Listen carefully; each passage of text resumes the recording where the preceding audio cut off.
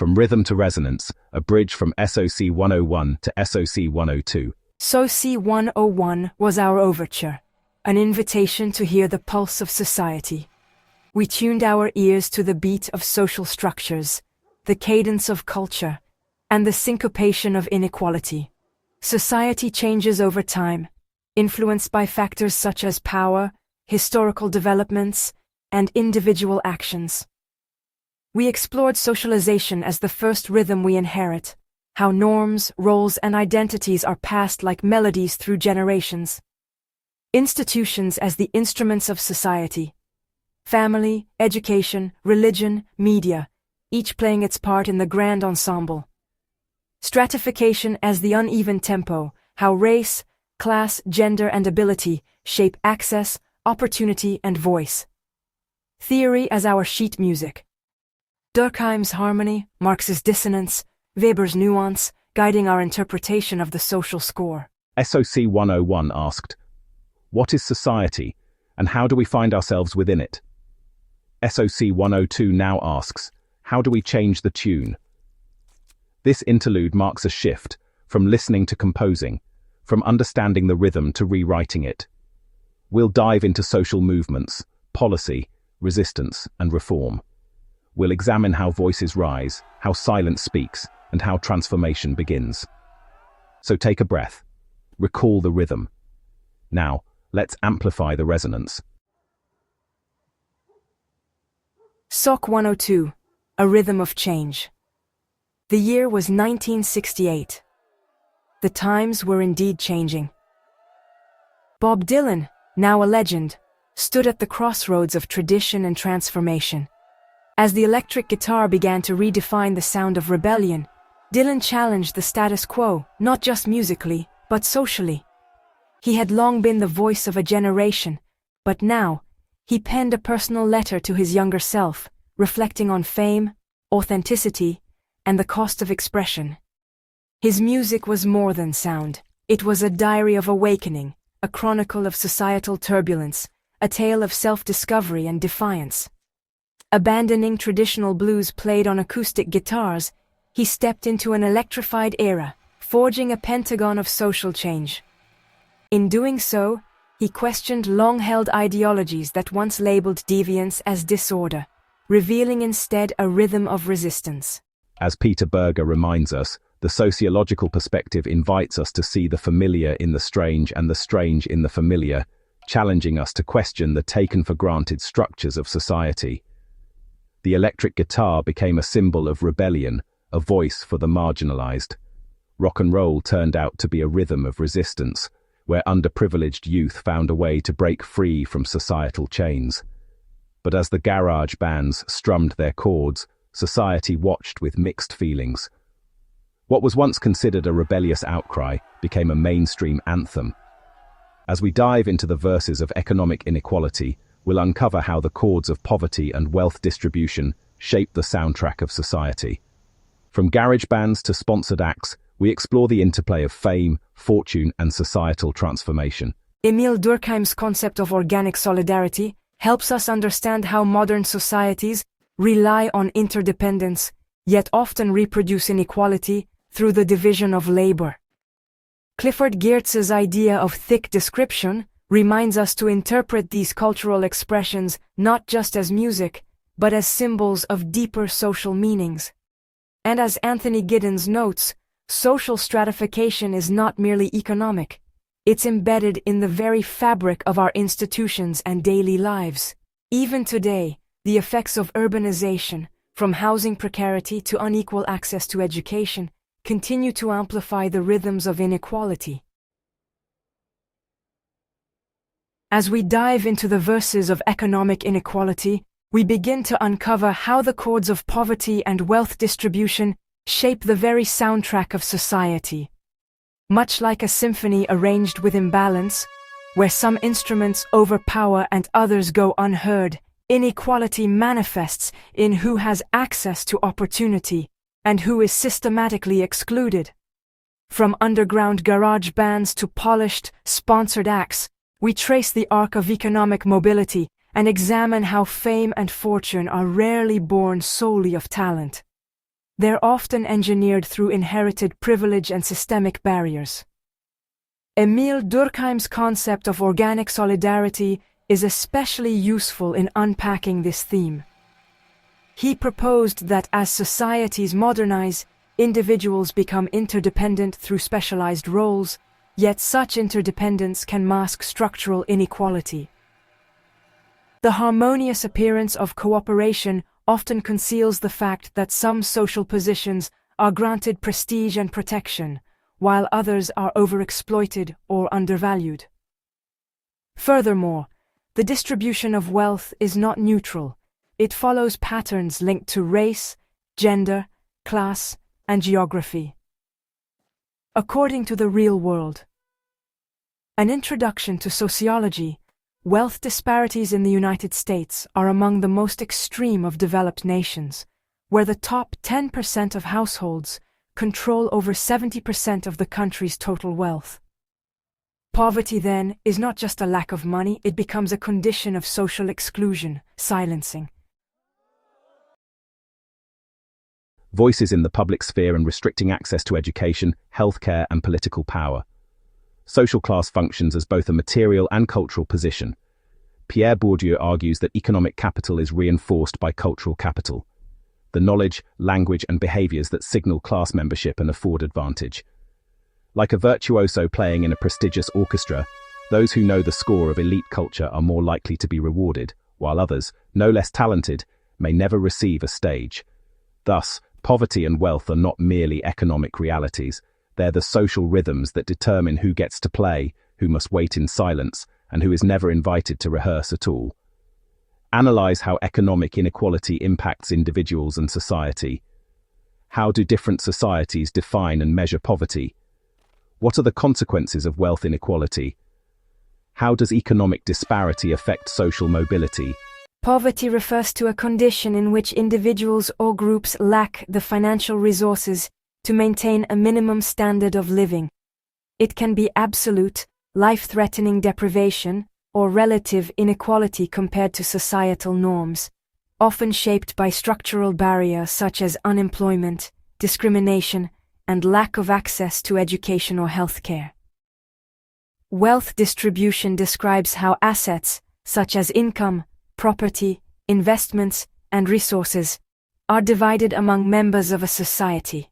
Unequal distribution reflects and reinforces social hierarchies, often favoring dominant groups and marginalizing others, thereby limiting upward mobility and social inclusion.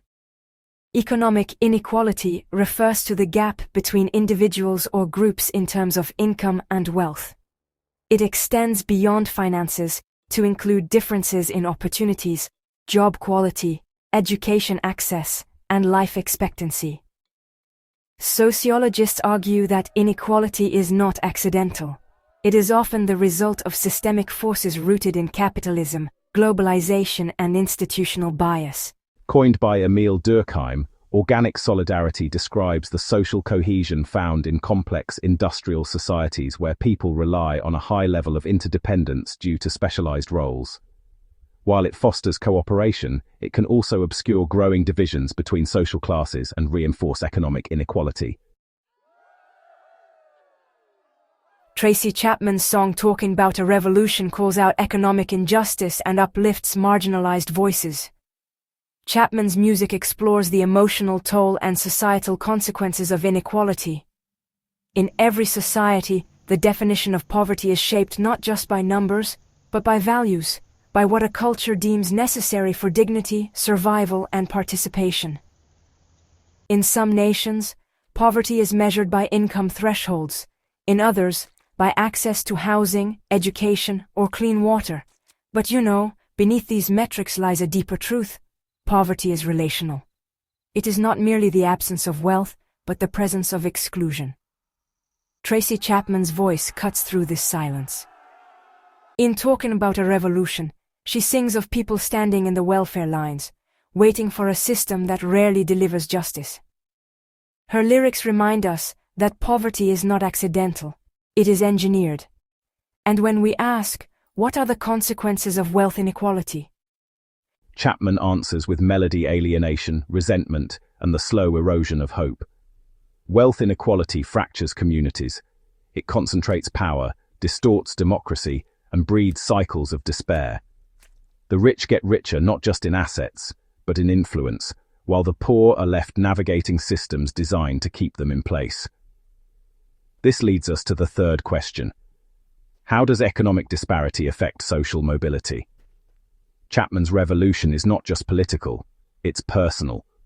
Her music speaks to the child who dreams beyond their zip code, the worker trapped in a job with no ladder, the student whose brilliance is dimmed by hunger. Social mobility, in unequal economies, becomes a myth. The promise of work hard and rise is undermined by structural barriers, underfunded schools, discriminatory hiring, and generational debt. Chapman's song doesn't just critique these systems, it uplifts the voices within them. She reminds us that revolution begins not with policy, but with perspective, with the courage to see inequality not as inevitable, but as intolerable. Tracy Chapman, born on March 30, 1964, is an American singer-songwriter. She was signed to Elektra Records by Bob Krasno in 1987. The following year, she released her self-titled debut album, which became a commercial success, boosted by her appearance at the Nelson Mandela 70th birthday tribute concert, and was certified 6 times platinum by the Recording Industry Association of America. The consequences of wealth inequality are, profound and multifaceted. Excessive disparities in wealth can lead to social unrest, political polarization, and reduced economic growth. Inequality also correlates with higher rates of crime, mental health issues, and educational gaps, especially in communities with limited access to resources. As Piketty and Zuckman argue, rising wealth-to-income ratios reinforce inherited privilege and threaten democratic stability. Economic disparity significantly affects social mobility, often trapping individuals in cycles of poverty. In societies with high inequality, access to quality education, healthcare, and stable employment is unevenly distributed, limiting upward mobility. Research shows that children from low-income families are less likely to climb the socioeconomic ladder, especially in regions with concentrated poverty and underfunded schools. This creates a feedback loop where inequality perpetuates itself across generations. Abandoning traditional blues played on acoustic guitars, Dylan stepped into an electrified era, forging a pentagon of social change. In doing so, he questioned long-held ideologies that once labeled deviance as disorder, revealing instead a rhythm of resistance. This turn reflects the core of deviance studies, how behaviors become labeled as criminal or rebellious, and how power structures respond to those who break with convention. What society defines as crime often depends on who's holding the microphone. This moment in musical and cultural history offers a powerful metaphor for understanding deviance and crime as sociological constructs rather than fixed moral absolutes. What Dylan's electric performance in 1965 did to the folk scene, shattering expectations and stirring backlash, is echoed in how societies construct the boundaries between normalcy and rebellion. Howard Becker famously asserted that deviance is not a quality of the act the person commits, but rather a consequence of the application by others of rules and sanctions to an offender. In other words, what counts as crime is not intrinsic to the act itself, but determined by societal norms and the reactions of those in power.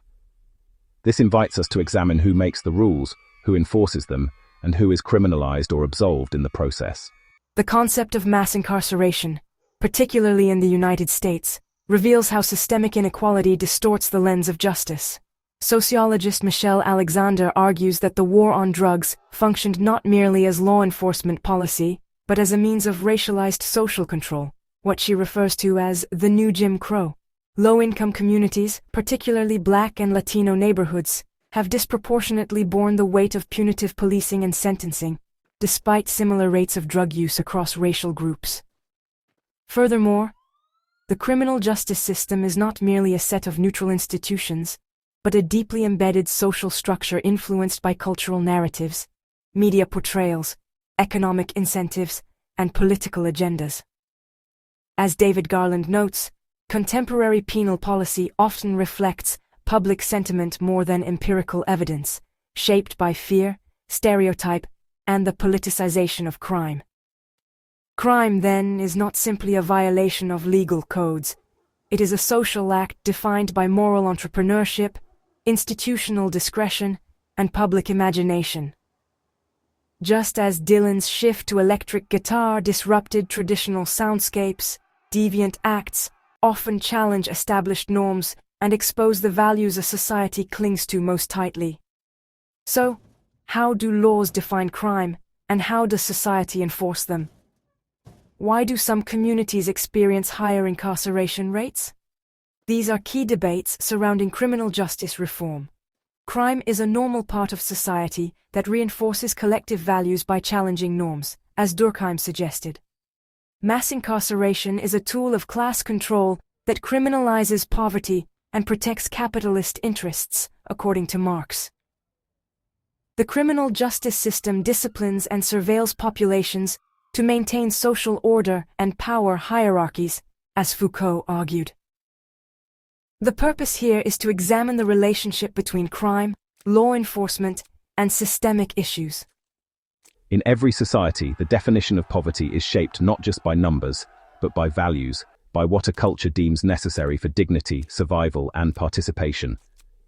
In some nations, poverty is measured by income thresholds. In others, by access to housing, education, or clean water. But beneath these metrics lies a deeper truth. Poverty is relational. It is not merely the absence of wealth, but the presence of exclusion. Tracy Chapman's voice cuts through this silence. In Talking About a Revolution, she sings of people standing in the welfare lines, waiting for a system that rarely delivers justice. Her lyrics remind us that poverty is not accidental, it is engineered. And when we ask, what are the consequences of wealth inequality, Chapman answers with melody: alienation, resentment, and the slow erosion of hope. Wealth inequality fractures communities. It concentrates power, distorts democracy, and breeds cycles of despair. The rich get richer, not just in assets, but in influence, while the poor are left navigating systems designed to keep them in place. This leads us to the third question. How does economic disparity affect social mobility? Chapman's revolution is not just political, it's personal. Her music speaks to the child who dreams beyond their zip code, the worker trapped in a job with no ladder, the student whose brilliance is dimmed by hunger. Social mobility in unequal economies becomes a myth. The promise of work hard and rise is undermined by structural barriers, underfunded schools, discriminatory hiring, generational debt. Chapman's song doesn't just critique these systems, it uplifts the voices within them. She reminds us that revolution begins not with policy, but with perspective, with the courage to see inequality not as inevitable, but as intolerable. Continue to next video for chapters 13 through 15.